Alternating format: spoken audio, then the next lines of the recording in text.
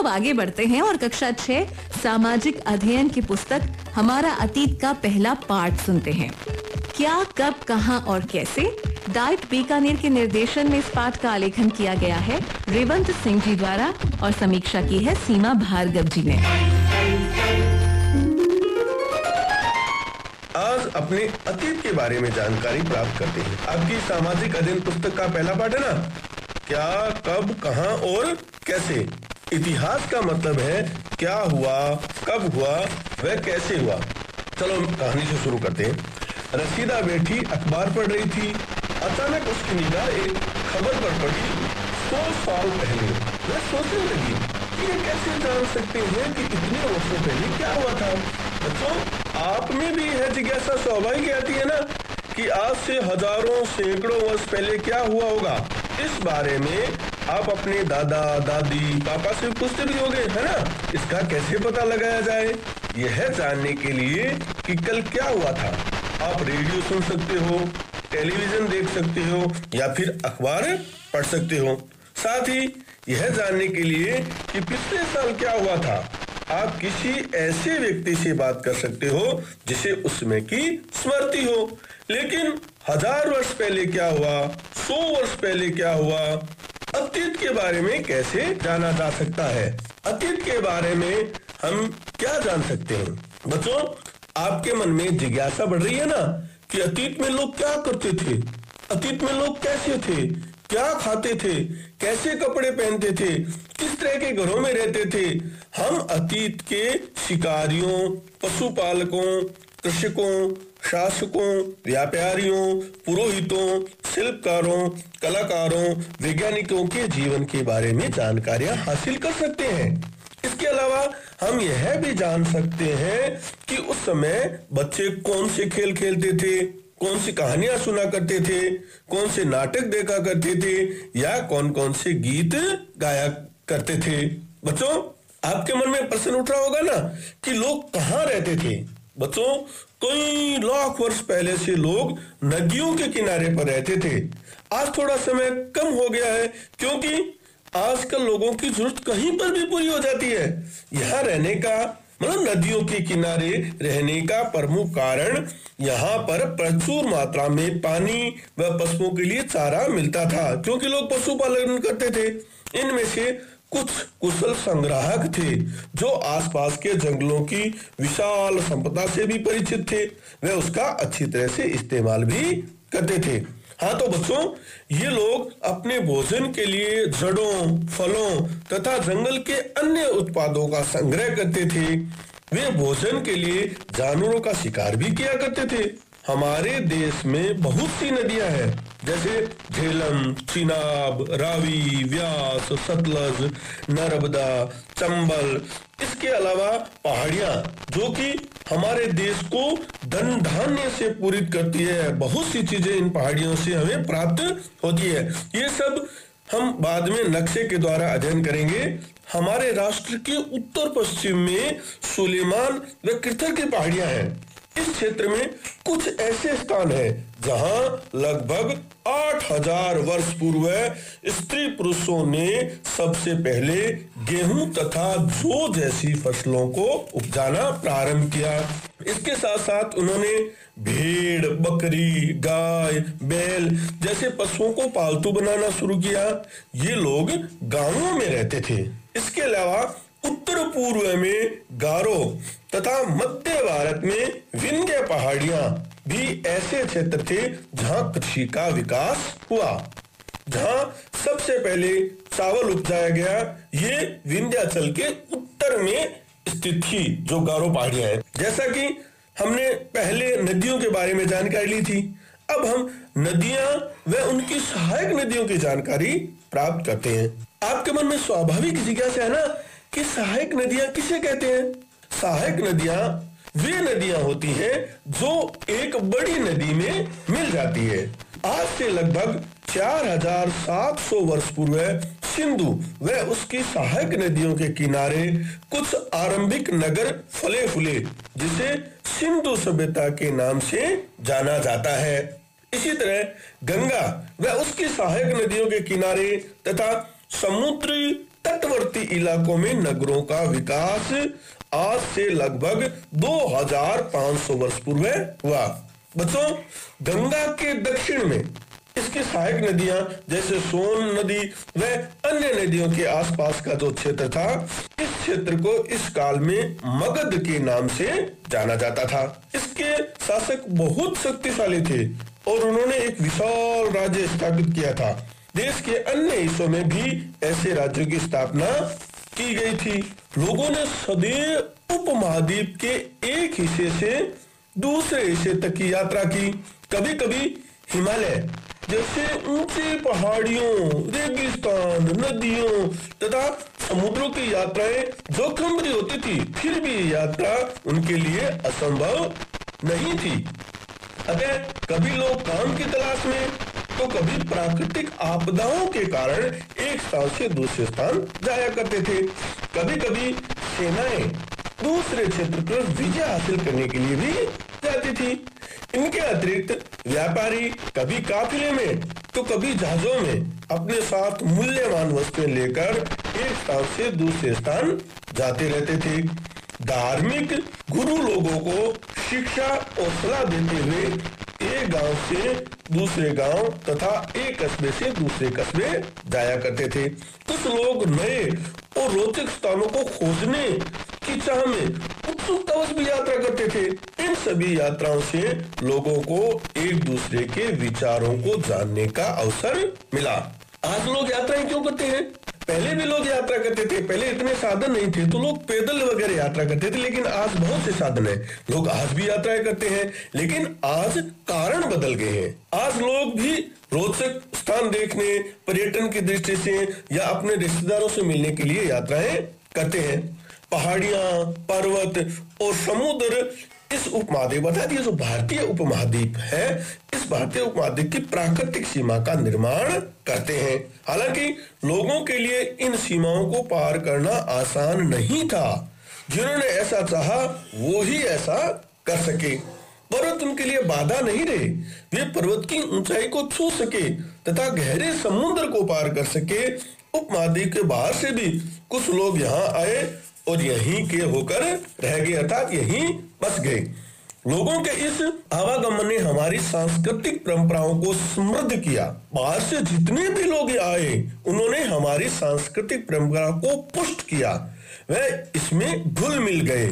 कई सौ वर्षों से लोग पत्थर को तराशने, संगीत रचने और यहाँ तक कि भोजन बनाने के नए तरीकों बारे में अपने विचारों को अपनाते रहे।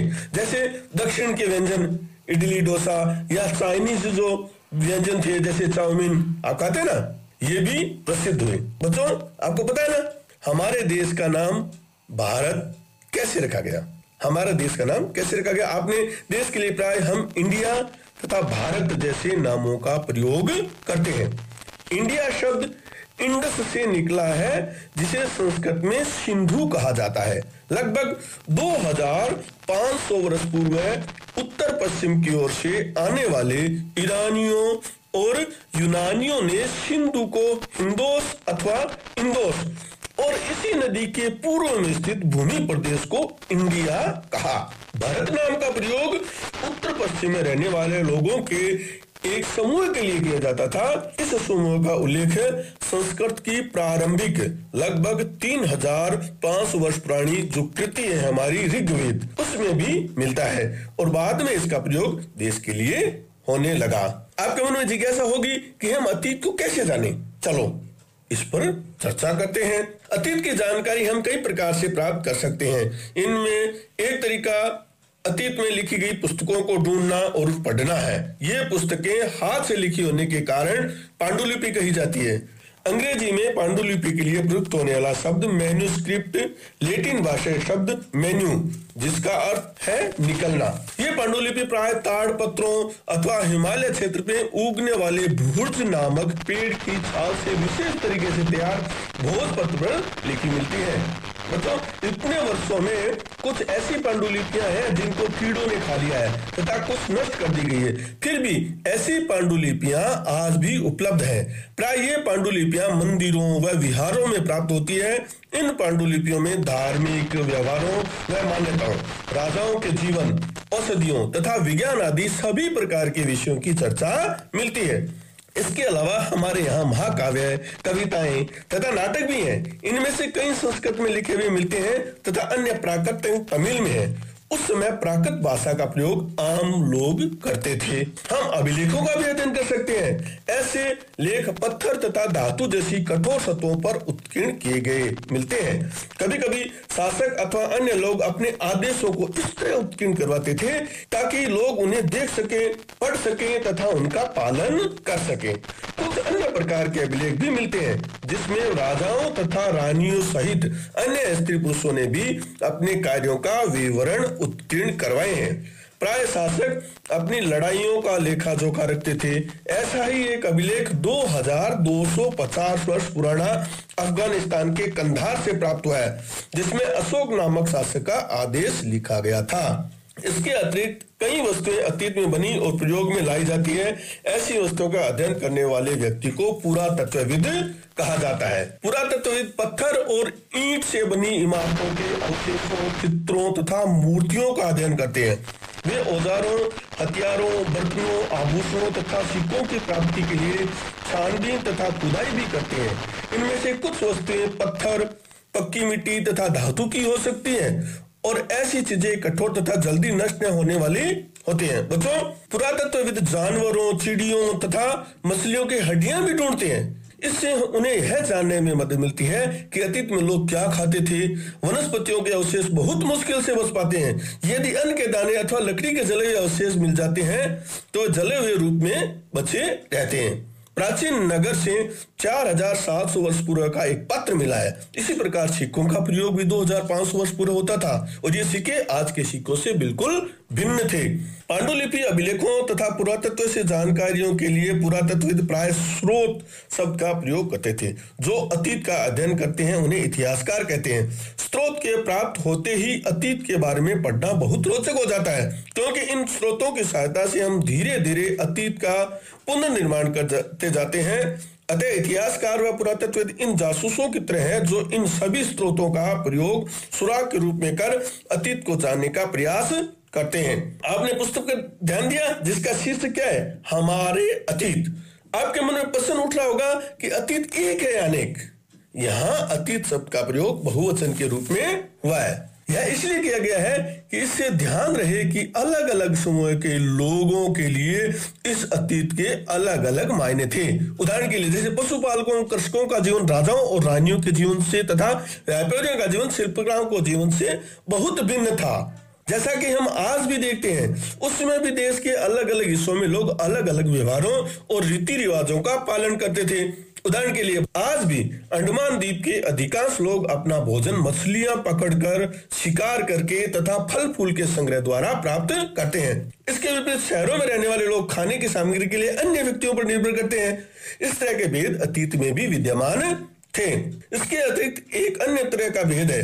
उस समय शासक अपनी विजयों का लेखा जोखा रखते थे। यही कारण है कि हम उन शासकों तथा उनके द्वारा लड़ी जाने वाली लड़ाइयों के बारे में काफी कुछ जानते हैं, जबकि शिकारी, मछुआरे, संग्राहक, कृषक अथवा पशुपालक जैसे आम आदमी प्राय अपने कार्यों का लेखा जोखा नहीं रखते थे। पुरातत्व की सहायता से हम अनेक उनके जीवन की जानकारी में मदद मिलती है। हालांकि अभी भी इसके बारे में जानना बहुत कुछ शेष है। आप तिथियों के बारे में जानते हो? अगर आप कोई तिथि के विषय में पूछें तो आप शायद उस दिन की तारीख, माह, वर्ष जैसे 2000 या इसी तरह का कोई और वर्ष बताओगे। वर्ष की यह गणना ईसाई धर्म प्रवर्तक ईसा मसीह के जन्म तिथि से की जाती है। जैसे आपने कहा ना 2000 वर्ष पहले का तात्पर्य है कि ईसा मसीह के जन्म से 2000 वर्ष से बाद है। ईसा मसीह का जन्म के पूर्व की सभी तिथियां ईसा पूर्व है, ईसा से पहले के रूप में जाने जाते हैं। इसी पुस्तक के हम 2000 को अपना आरंभिक बिंदु मानते हैं। वर्तमान में पूरे की तिथियों का उल्लेख करेंगे। बच्चों, तिथियों को हम एक बार और देखें तो हमें इतिहास और तिथियों के बारे में जानकारी होना आवश्यक है। जैसे अंग्रेजी में बीसी, हिंदी में ईसा पूर्व का तात्पर्य बिफोर क्राइस्ट, ईसा पूर्व होता है। कभी कभी आप तिथियों से पहले एडी, हिंदी में ईस्वी लिखा पाते हैं। यह एनो डोमिनी नामक दो लैटिन शब्दों से बना है तथा इसका अर्थ ईसा मसीह के जन्म से पूर्व है। भारत में तिथियों के इस रूप का प्रयोग लगभग 200 वर्ष पूर्व आरंभ हुआ। जैसा कि पहले बड़ा अभिलेख कठोर सत्रों पर उत्कीर्ण करवाए जाते हैं। इनमें से कई अभिलेख कई 100 वर्षों पूर्व लिखे गए थे। सभी अभिलेखों में लिपियों तथा भाषाओं का प्रयोग हुआ है। समय के साथ साथ अभिलेखों में प्रयुक्त भाषाओं तथा लिपियों में बदलाव आ चुका है। विद्वान यह कैसे जान पाते हैं कि क्या लिखा? इसका पता एक अज्ञात लिपि का अर्थ निकालने की एक प्रक्रिया द्वारा लगाया जा सकता है। इस प्रकार अज्ञात लिपि जानने की एक प्रसिद्ध कहानी उत्तरी अफ्रीका के देश मिस्र से मिलती है। लगभग 5000 वर्ष पहले यहाँ राजा रानी रहते थे। मिस्र की उत्तरी तट पर रोसेटा नामक एक कस्बा है। यहाँ से एक ऐसा उत्कीर्ण पत्थर मिला जिस पर एक लेख में 3 भिन्न भिन्न भाषाओं तथा लिपियों में है। लिपि की जानकार विद्वानों ने बताया कि यहाँ राजाओं तथा रानियों के नाम एक छोटे से फ्रेम में दिखाए गए हैं। इन्हें कारतूस कहा जाता था। उसके बाद विद्वानों ने यूनानी तथा मिस्री संकेतों को अलग करके मिस्री अक्षरों का समानार्थक ध्वनियों की पहचान की। और अंत में हम इस पाठ में आए कुछ उपयोगी शब्द व कुछ महत्वपूर्ण तिथियों का पुनः स्मरण करते हैं, जिससे कि इस पाठ में आए महत्वपूर्ण बिंदु हमें याद रहे। जैसे सिंधु कृषि का आरंभ 8000 वर्ष पूर्व है। सिंधु सभ्यता प्रथम नगर 4700 वर्ष पूर्व है। गंगा घाटी के नगर मगध का बड़ा राज्य 2500 वर्ष पूर्व है और वर्तमान लगभग 2000 वर्ष पूर्व है। आनंद आया ना अतीत को जानकर? और ढेर सारी जानकारी भी हमें आगे के पाठों में प्राप्त करेंगे। बच्चों, आपने जाना कि हमारे देश का नाम भारत कैसे पड़ा, और हमने ये भी जाना कि अतीत को कैसे जाना जा सकता है। चलो मुझे बताओ, कैसे जान सकते हैं? शाबाश! पांडुलिपियों द्वारा, नाटक, कविता, काव्य, अभिलेखों द्वारा।